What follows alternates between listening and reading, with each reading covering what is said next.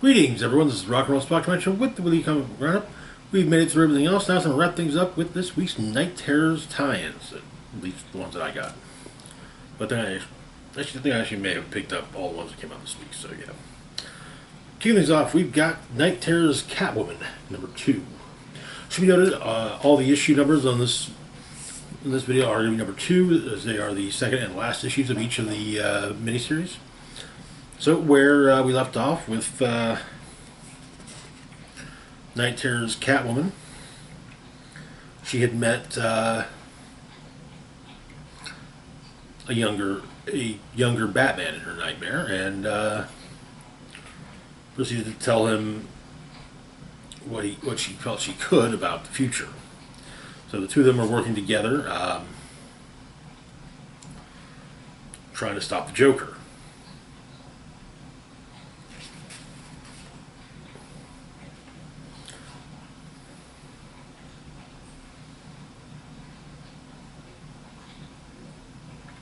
Seems that he has a plan that involves snake venom and an attack on Selina's sister.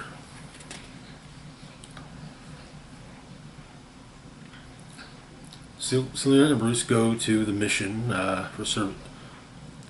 later to in an effort to warn Maggie.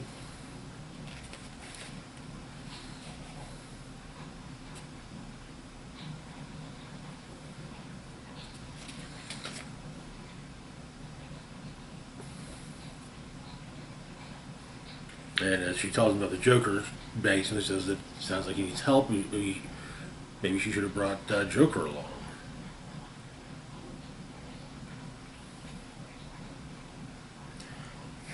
But she also realizes that, Maggie won't handle it the way it needs to be handled. She'll handle it with a warm heart and faith.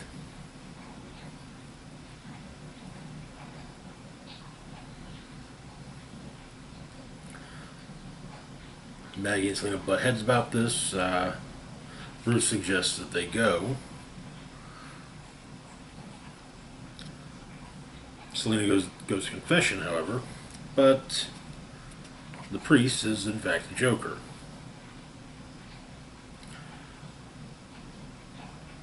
Maggie insists that Selina leave. She takes Joker with her, but yeah, he kind of already got things started.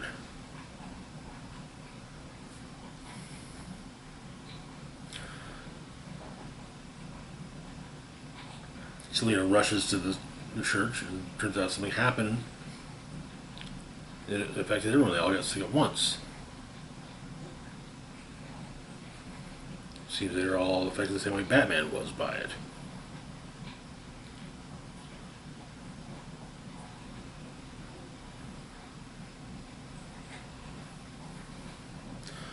Selina suggests that Sister Zero go down the cloisters and question the Joker as hard as she can.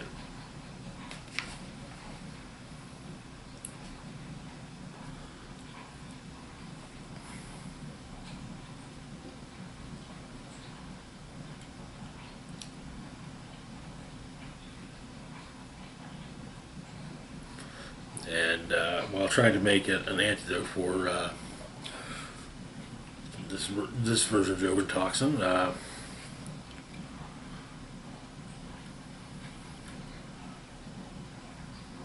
twin Snake Girls attack Batman and Catwoman. They deal with them.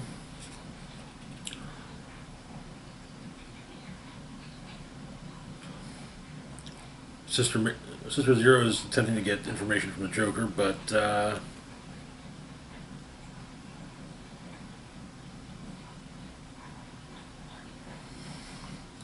she's not having much luck.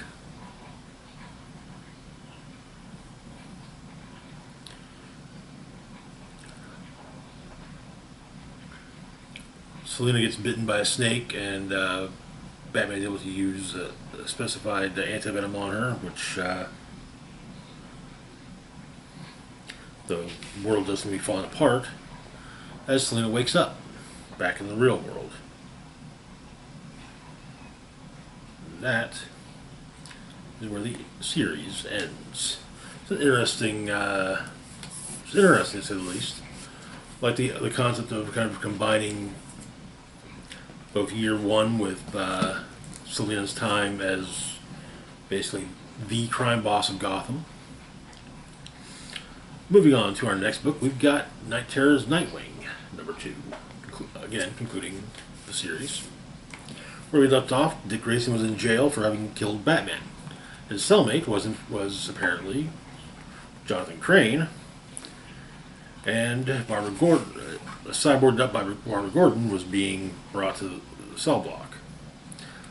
Crane has an escape plan, which includes a map that apparently makes no sense, but they're going to try it.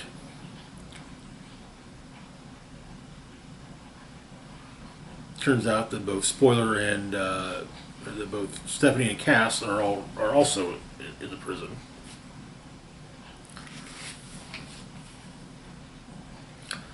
And you see the lunchroom, which, well, very surrealist. Humpty Dumpty with a cracked eggshell for a head, Mad Hatter, Catwoman looking like a Catwoman, Penguin looking like a penguin, Killer Croc with a handbag in place of his face.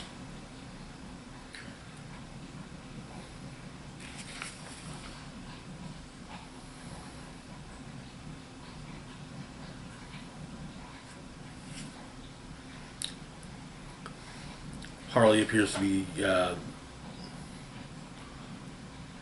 one of the guards.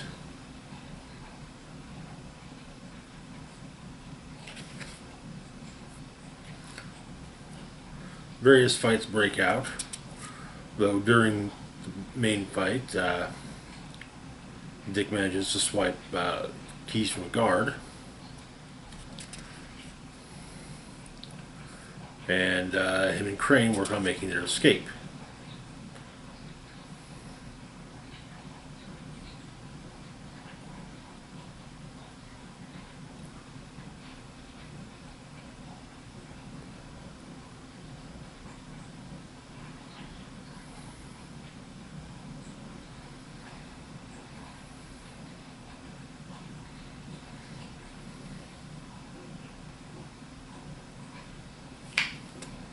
While talking with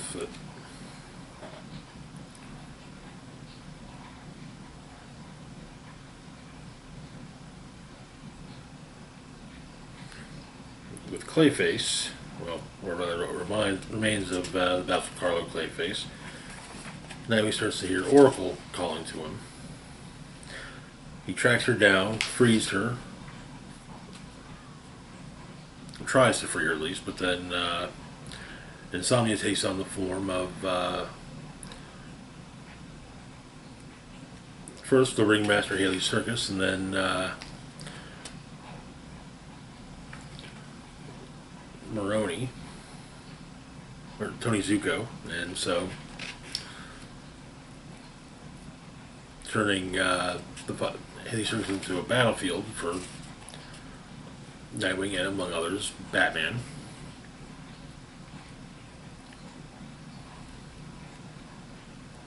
There's a point and Dick falls, is caught by Crane. The Batgirls have been freed and are ready to escape. As Nightwing is putting everything together, however,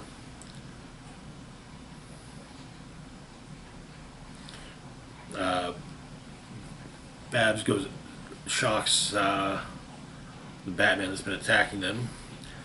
And Stephanie points out that it's probably fault. Cassandra points out, and Stephanie translates, that perhaps they should take the same way out that the escaping bats do. They make their way out as the circus begins to burn. Dick offers to bring Crane with him, but Crane's content is to simply stay in the wreckage of Haley Circus, and Dick wakes up.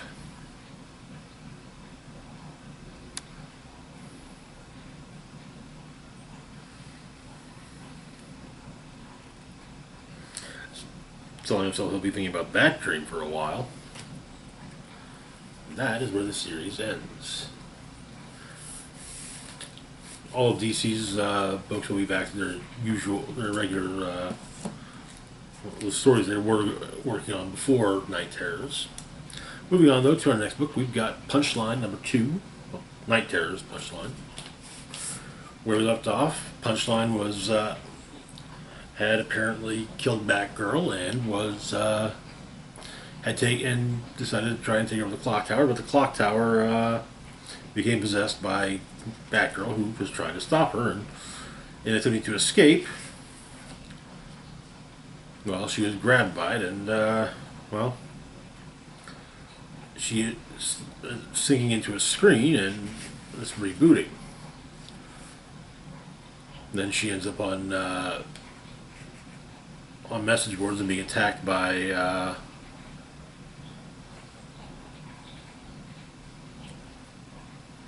gray-faced Anons, as she puts it. She utilizes the various on-screen buttons as weapons, but the Mecha Zombie Batgirl tracks her down and goes at her, and they continue to fight.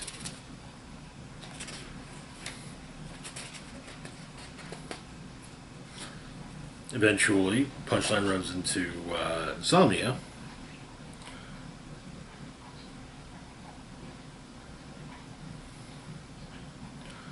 who points out that Punchline does make a point of trying to, point that nothing phases her.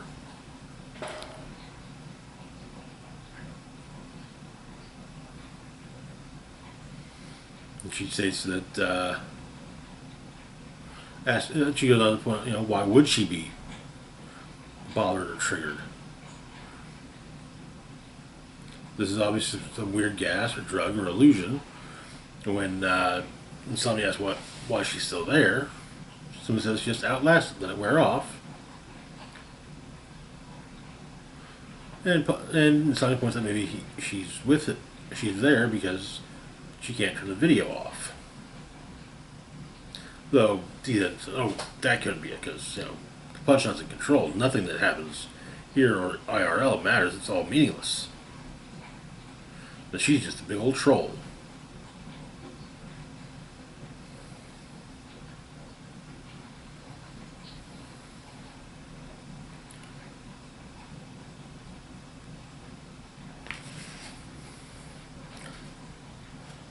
And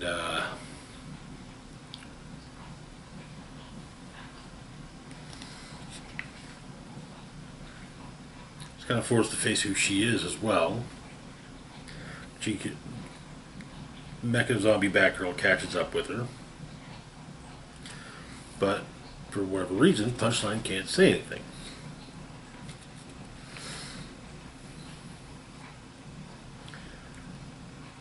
She manages to make some makeshift blades and stabs the Mecha Zombie. Starts hitting various on-screen buttons and manages, through the close button, and manages to wake up, just as the Royal Flush Gang is waking up around her.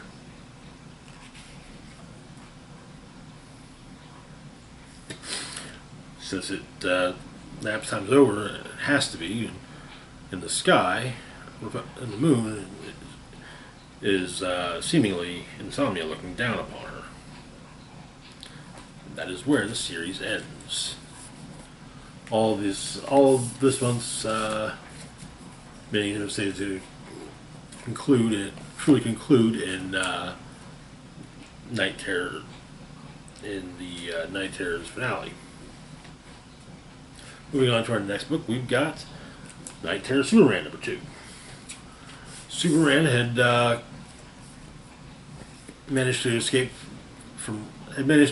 fight off some of his nightmares, surviving the end of the world, mainly the big one, not being able to save the world, when his cousin Kara burst into their dream, with a being chased by a pack of Supergirl's previous comic incarnations. So the issue begins with Kara explaining her nightmare. Apparently, before the destruction of Krypton, her father Zor-El took her to the ruins of Zan to show her planet's history. But this included a skeleton which has some similarities in appearance to Doomsday, which promptly kills her father. But she realizes that, no, that's not what happened. This is just a dream. Before she goes after the various past incarnations of Supergirl, which her and Cal are currently fighting.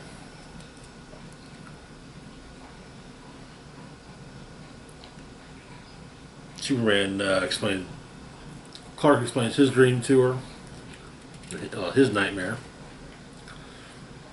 And in the ocean, Aquaman and Mira are trying to figure out what's going on. Apparently, Atlantean forces have been sent out throughout the globe to make sure, basically get an idea of what's going on. And yeah, everyone's sleeping.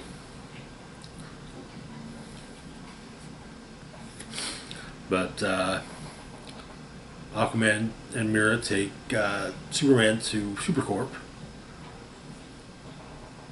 And the basic thought is that the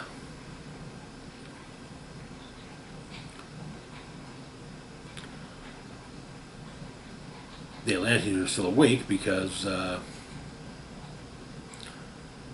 inner ears have evolved for the intense pressure of living underwater, building up a kind of natural defense that allows them to communicate in the sea. They hear each other, but they seem to be able to block whatever's happened. So Mira's going to attempt to trigger the same type of auditory block in Superman in the hope of waking him up, but the two are attacked by one of the Sleepless Knights. Aquaman fights him off while Mira helps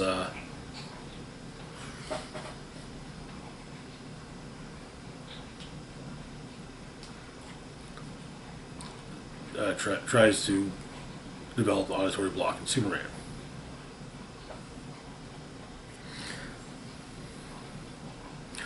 And a recent acquaintance of Superman's, I'm guessing Marilyn Moonlight, passes through passes through the Daily Planet while Supergirl's talking in her sleep, asking why her cousin dreams about westerns. He explains that Marilyn Moonlight showed him a vision of Metropolis' past that had been on his mind. Kara asks if Cal's afraid that he's lived in Metropolis so long, but he might not know everything about it.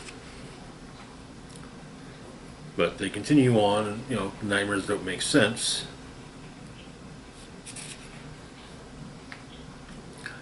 And Lois is being attacked by blank pages, but Superman saves her as Metropolis crumbles around them. Super Reaper grabs the planet sphere before being punched into the sun by Superman.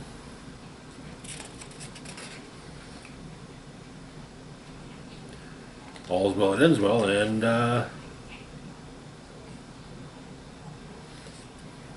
Mira manages to create the auditory block. Aquaman defeats at least manages to somewhat subdue the Sleepless Knight that's attacked before Superman freezes him with frost breath. Kara's pulled Lois out of the planet. They're going to check on the kids, and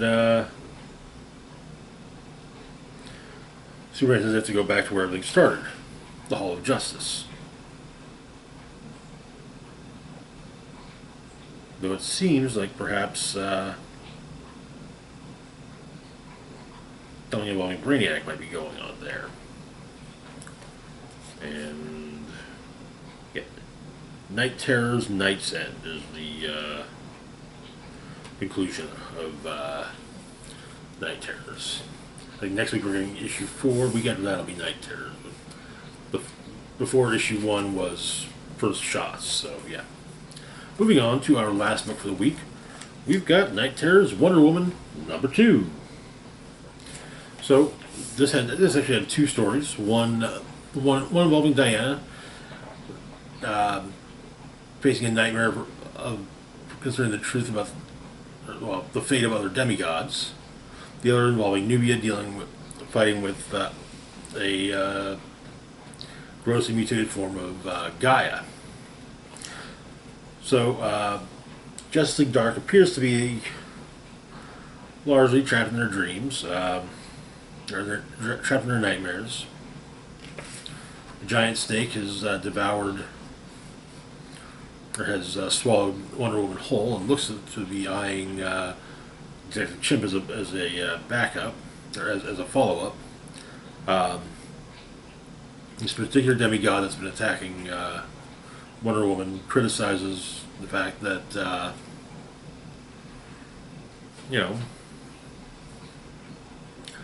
she preaches peace at sword point. The demigod explains that she's Diana. Diana's faced with an embodiment of her own rage. The legacy of Zeus is also further explained to Diana, or brought up at least, as a criticism of her.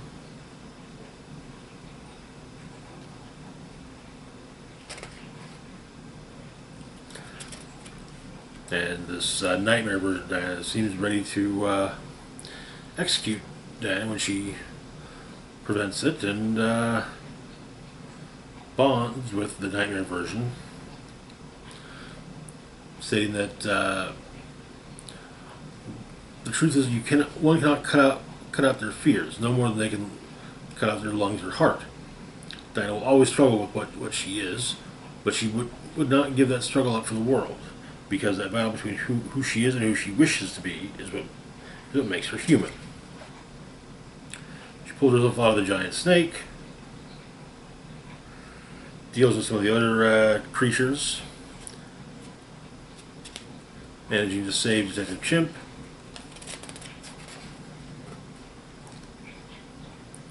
and Constantine, and Jason Blood, and the Demon, presumably also Dr. Fate. And in the Hall of Justice, everyone wakes up.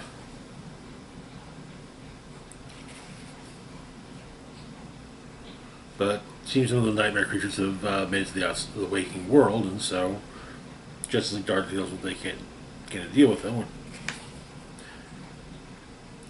Though they are headed to Gotham for war. As for the story involving Nubia, she's fighting a malformed and or angry guy in the Cavern of Souls. It's not an easy battle to fight.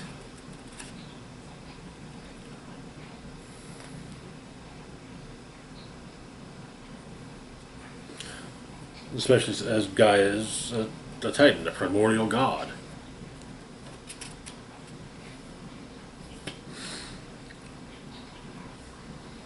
But Nubia is able to eke out a win. But as she defeats Gaia states that Nubia should still be there in the Cavern of Souls with them.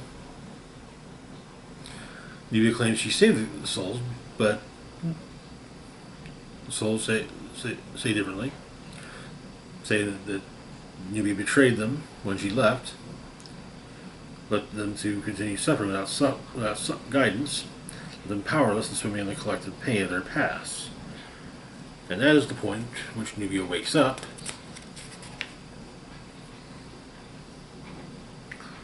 stating to her lover Io that she fears her nightmares have invaded the waking world.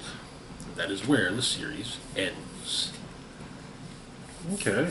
So far, honestly, I've enjoyed most of these. Actually, I don't think I've found one of these Night Terrors minis of the ones I bought that I didn't enjoy. So, anyways, that's going to do it for now. As always, feel free to like, share, and subscribe. Big shout out to Patreon patron Xander Lee. Thank you so much for your support. Links to my Facebook, Twitter, Mastodon, Patreon, and PayPal can be found in the description box down below. This is Rock and Roll Spock signing off saying, live long and rock hard.